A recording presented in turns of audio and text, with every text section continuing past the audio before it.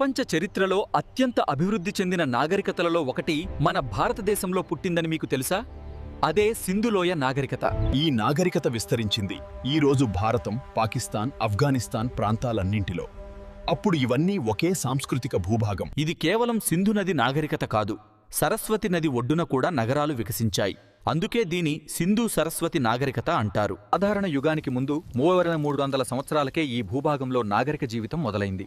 ఇది ప్రపంచ చరిత్రలో అత్యంత ప్రాచీన సంస్కృతులలో ఒకటి. చిన్న గ్రామాలుగా మొదలైన ఈ జీవితం కొద్ది శతాబ్దాల్లోనే గొప్ప నగరాలుగా మారింది. ఇది మానవ అభివృద్ధిలో ఒక విప్లవం. హరప్ప, మోహెంజోదారో, ధోలవీరా, లోథల్, కాలిబంగన్, రాఖీగడి లాంటి నగరాలు వికసించాయి.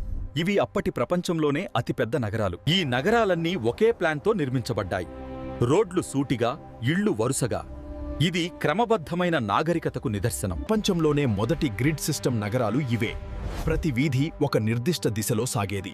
ఇది ఆధునిక టౌన్ ప్లానింగ్కు పునాది. ఒకే కొలత ఇటుకలు వాడటం వారి ఇంజనీరింగ్ పరిజ్ఞానాన్ని చూపిస్తుంది. నిర్మాణ నాణ్యతలో వారు అగ్రగాములు. సింధు, సరస్వతి నదుల నీటితో వ్యవసాయం సమృద్ధిగా సాగింది. ఇదే ఈ నాగరికతకు ప్రాణాధారం. భారీ గిడ్డంగుల్లో ధాన్యం నిల్వ చేసేవారు. ఇది వారి ఆర్థిక దూరదృష్టిని సూచిస్తుంది. కరువులకు వారు సిద్ధంగా ఉండేవారు. ఈ నాగరికత ఒకే నగరానికి పరిమితం కాలేదు. వందలాది పట్టణాలు, గ్రామాలు వికసించాయి. ఇది ఒక మహా సామ్రాజ్య సంస్కృతి. వీరి జీవితం శాంతియుతంగా సాగింది. అస్త్రాలు చాలా తక్కువగా కనిపిస్తాయి. ఇది యుద్ధ నాగరికత కాదు. వీరు నైపుణ్యంగల శిల్పకారులు.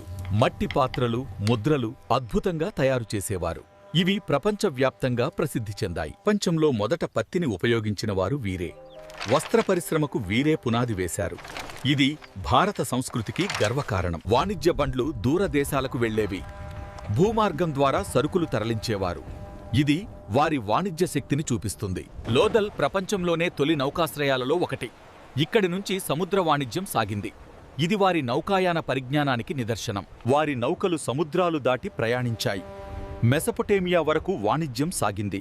ఇది అంతర్జాతీయ సంబంధాలకు నిదర్శనం. వారి ముద్రలపై ప్రత్యేక లిపి ఉండేది. ఇది వారి గుర్తింపు చిహ్నంగా వాడేవారు. ఈ లిపి ఇప్పటికీ రహస్యమే. ఇది కేవలం ఒక నగరం కాదు, ఇది ఒక మహానాగరికత. కానీ ఇది ఒకరోజు మాయమైంది.